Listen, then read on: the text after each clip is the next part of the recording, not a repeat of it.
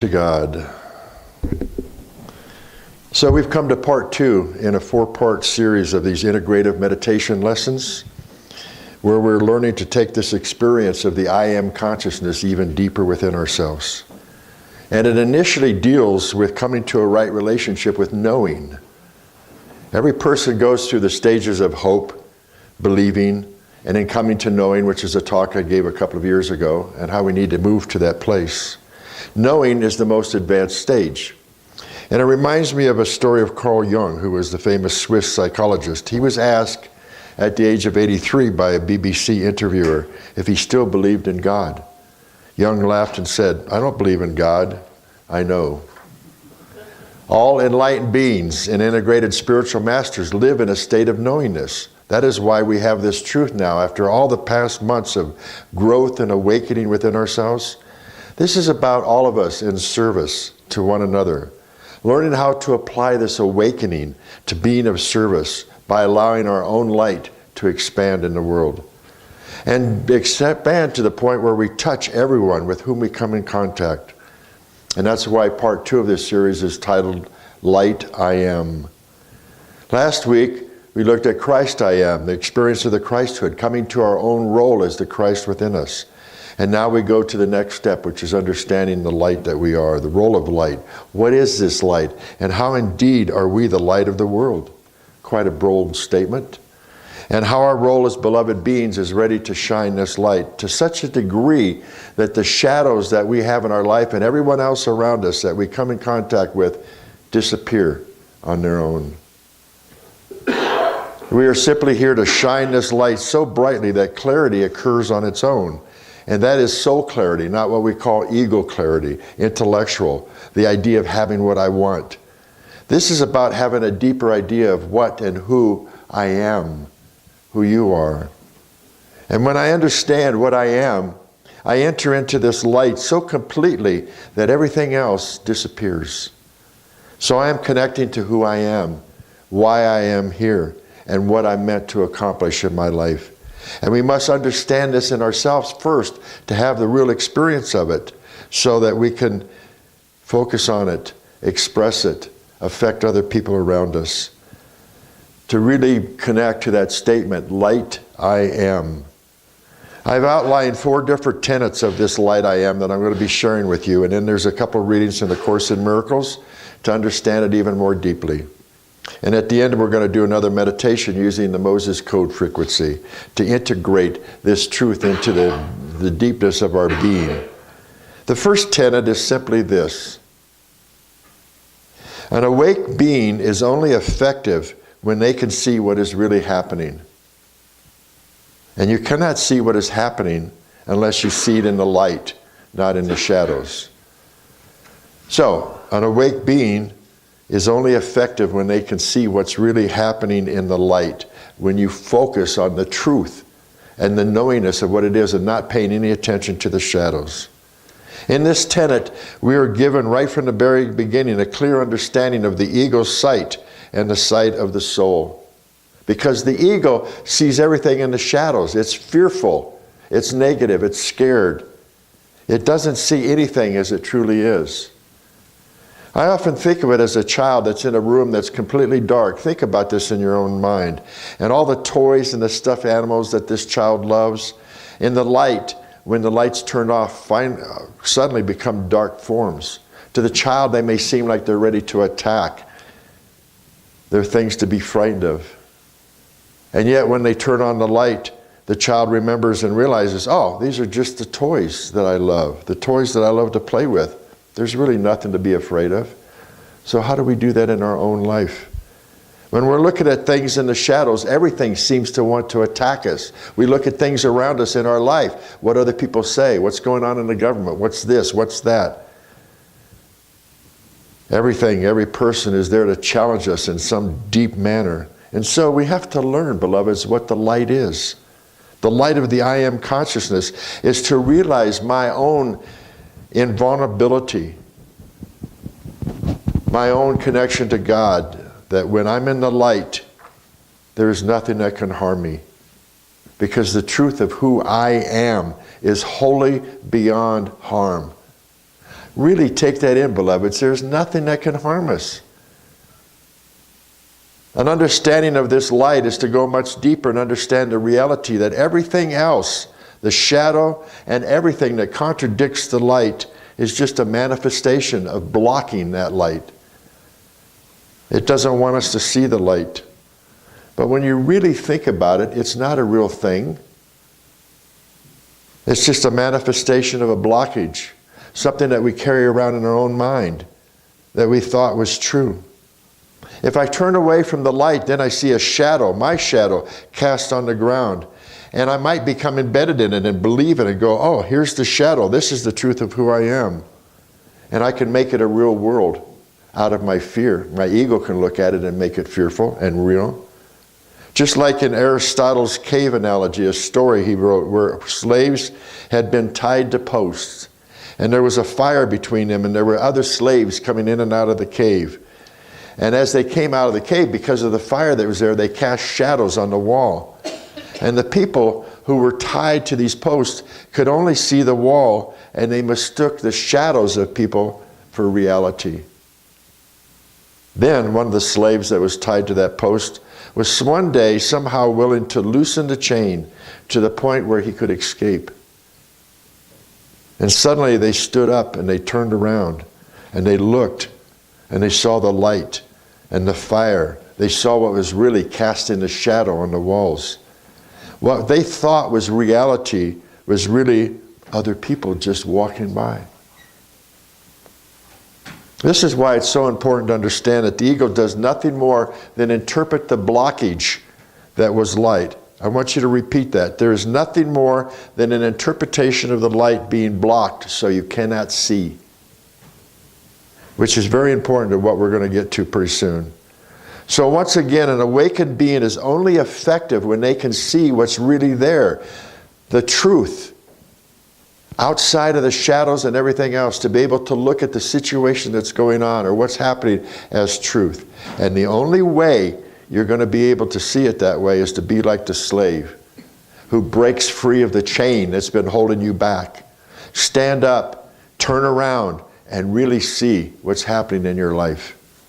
This is the experience of awakening that we're all engaged in right now. Whether you're consciously aware of it or not, there are things coming to us all the time to help keep us awake, help us see the light, help us to experience that each and every one of us is one with the light, that if you just stood up and turned around and got out of the shadow, you can see the truth of who you are, which is, I am one with the light. It is not separate from who I am. How important that is. Other souls are crying out for this. That's why there is nothing in this world that will satisfy you or anybody, because the soul is crying not for things around it, but for the experience of the I am consciousness. It wants to be connected back to what it remembers with the oneness with God. So let's move on to the second tenet of light I am. It's something that I've talked about since I've been here, and it's the only true soul desire that we have. And that is simply to see as God sees. And that means there can be no error in what you're seeing when you look at it that way. In other words, you're seeing what's true rather than what's false. And as I've mentioned before, if you can put yourself in the mind of God, what would God be seeing? What would God be thinking? Think about that you're one with Source. And you get to see what is truth. Once again, we see a clear distinction between viewing everything through the lens of the ego shadow and seeing everything through the soul or the light. Which do you choose? Seeing everything as it really is, to see as God sees, means that there's no mistake, no error. You are seeing things as they really are. You're seeing the truth of them rather than the false, what's false. And as an enlightened being, which we all are and continually working on, this is so vitally important, because whatever comes to you in your life, your daily experiences are coming to you because intuitively, on a soul level, people around you feel and sense They're able to see something different about you, to see that they're knowing who you are because they sense you know who you are. How great that is if you can really take that in, beloveds, and know the truth of who you are and know that it's affecting people around you, that they can calm down and see the light that's coming from you. How great to have others come to us because they know intuitively that we see the light that I am inside. And therefore, once we do that, we can really see them and the truth of them. We can see the Christ in them, as I talked about last week. So this brings us to the third tenet, which I will share with you, and then I'm going to read a paragraph from Course in Miracles. The third tenet says, you cannot see the light unless you know the source of the light. So you can't see the light unless you know the source. And what's the source? Well, God. God is the source of light. It's the light in which I see everything. To the ego, the source of light is it. It interprets everything in what it wants you to believe in, what it wants you to see, because it wants you to see everything in the shadow, in the darkness, in the fear, not the light. The ego doesn't interpret anything. In truth, it actually interprets everything in error because it looks at it from the wrong way. So this paragraph from Course in Miracles brings it even greater insight. It says, in order to see, you must recognize that light is within, not without.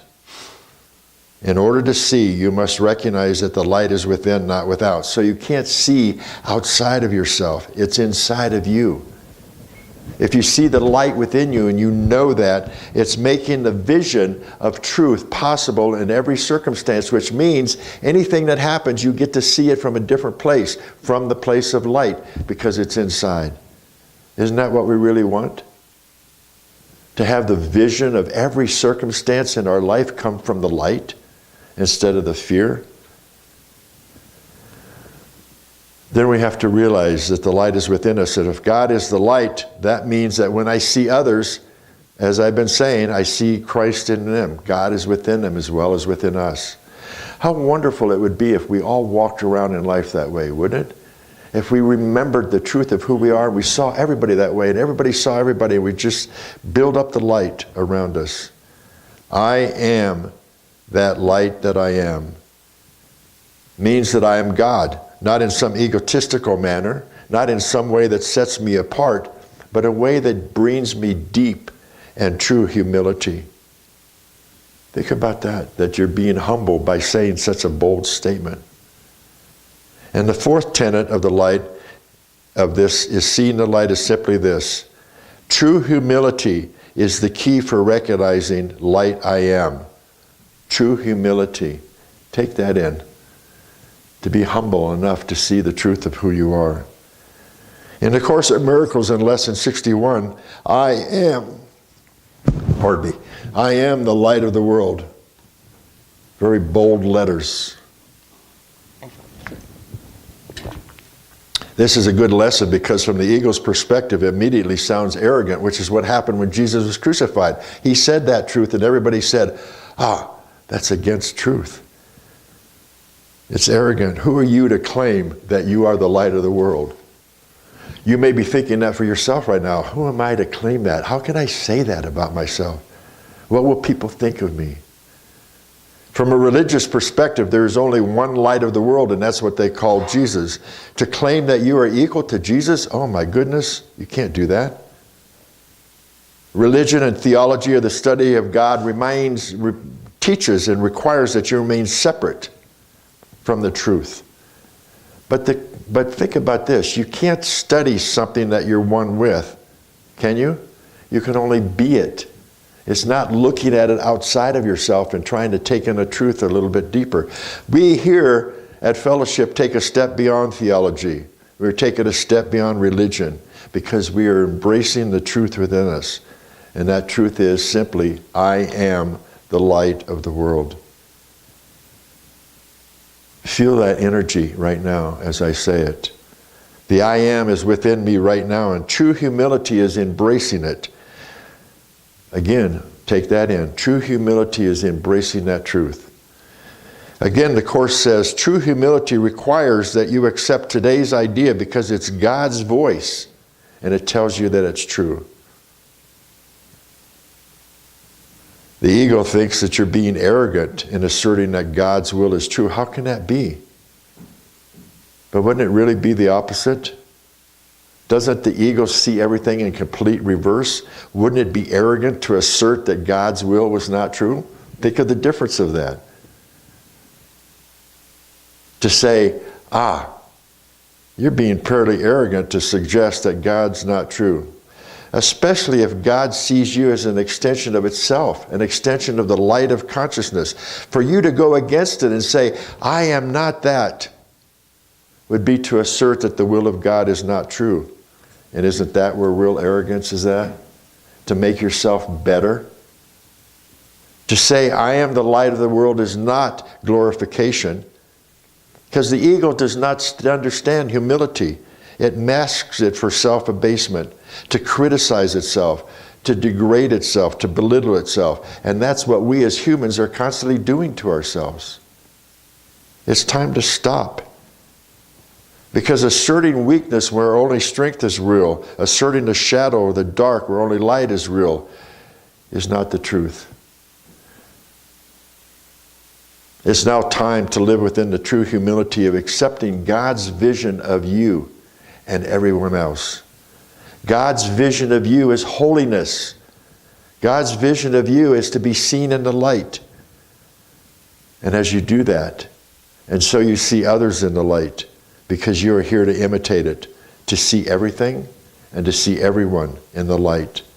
To disregard the shadow altogether, knowing that it is not real, it has no effect on you unless you allow it to. So to repeat the 4 tenets, number 1, an awake being is only effective when they can really see what's happening. And you can't see what's happening until you see it in the light, not in the shadow, because that's not the truth. Number 2, to see as God sees, asserting that God is within me, that I'm raising my consciousness to see as God sees. Number 3, you cannot see the light till you know the source of the light. That, of course, is God, and God is within me and everybody around, so I see the light more because of that. And once I do, then I go to tenet 4 that says, true humility is the key for realizing the light I am. So, beloveds, work on your humility. Let go of the shadow, the dark, the ego. Connect to the truth, the statement, knowing that God is shining within you.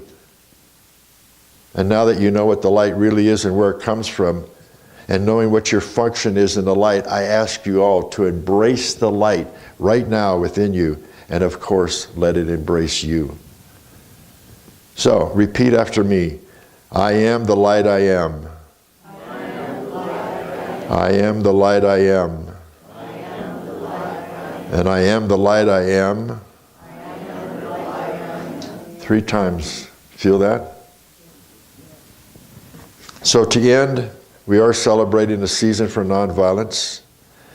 And the nonviolent approach does not immediately change the heart of the oppressor. It does something to the hearts and the souls of those who commit to it. It gives them new self-respect, calls up resources of strength and courage they did not know they had. Martin Luther King. But the path to peace, I'm going to read one every week because this is going on until April, I think.